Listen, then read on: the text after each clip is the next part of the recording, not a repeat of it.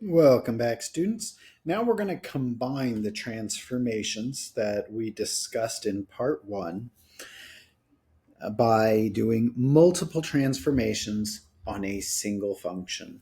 So let the graph of g be a vertical shrink by a factor of 0.5 followed by a translation 2 units up of the graph of f of x is equal to x. Write a rule for g. Now we've got two things happening, so let's just do them one at a time in the order we were told that they happen. So I'm not going to get to g immediately. First, I'm going to write some function h of x. Now we know we had a vertical shrink by a factor of 0.5. So to create a vertical shrink, we would have a times f of x,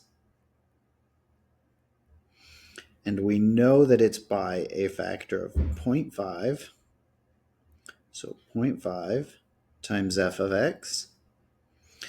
And then f of x was just equal to x. All right, so this did the vertical shrink. All right, so now let's do the translation 2 units up.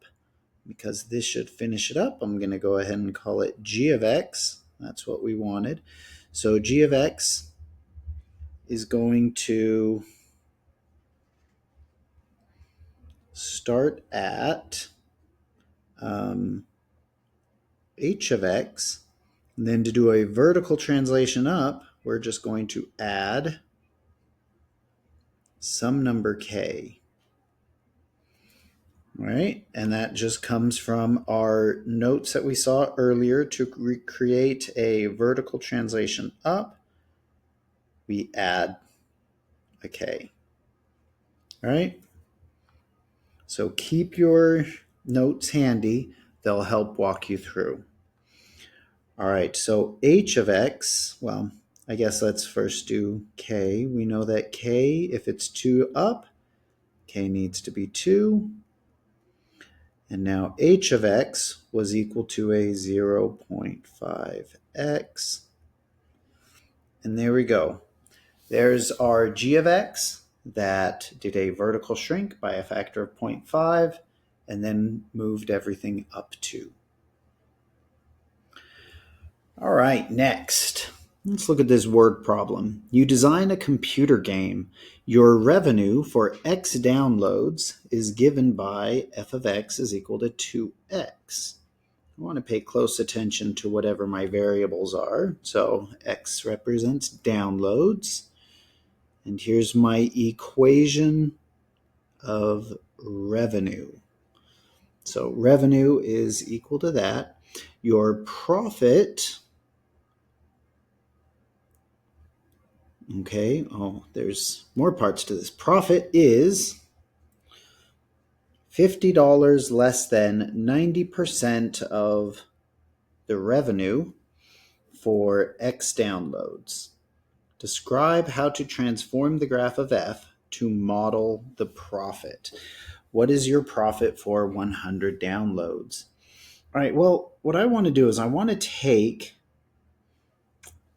this sentence because we want to describe how we're going to model the profit. This is the sentence that talks about profit.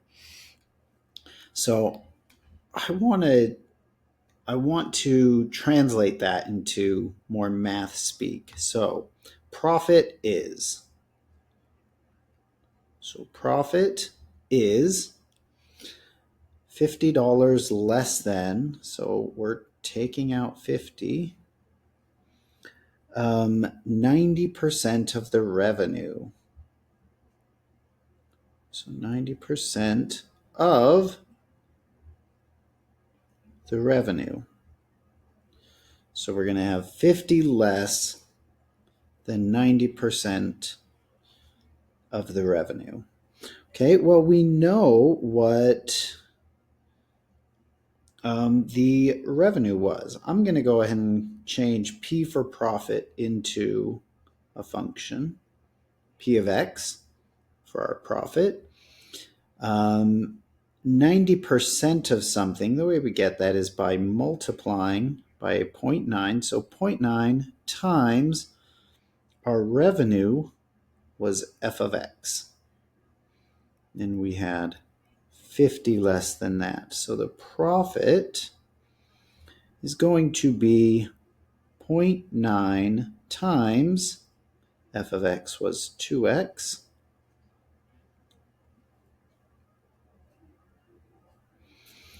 And we'll simplify that. So our profit is 1.8x minus 50. Okay, so we had a bit of a vertical shrink by multiplying f of x by the 0.9 and a vertical shift down by 50. Okay, and let's go ahead and model that just to see that in action. So we had first 2x,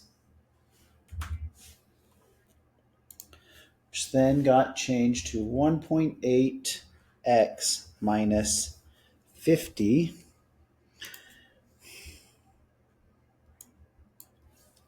Let's go ahead and change our y's so that we can see things a bit better. Maybe what we really need to see is further into the future. Now, they did want us to find where if we had sold 100, so let's even go a little bit past that. Okay, so what we see is that, yeah, it went down 50 places, but not only that, this one grows slower. You can see they're not quite parallel. Our profit equation is going to grow slower because of that 90%. Only 90% of the money they bring in as revenue actually gets translated into profits.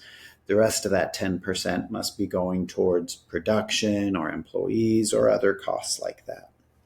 Okay, so there's our equation. Now we could use something like this to find out where 100 is. In fact, I'm going to go ahead and do that right now so we can see our profit equation. When x is at 100, should be 130. But let's also see how we could do that algebraically. So for 100 downloads, x was our downloads. I'm just going to go ahead and put in 100. So 1.8 times by 100 minus 50 is going to equal, that'll turn into 180 minus 50 is 130. Okay, great. That's exactly what our graph showed as well. All right.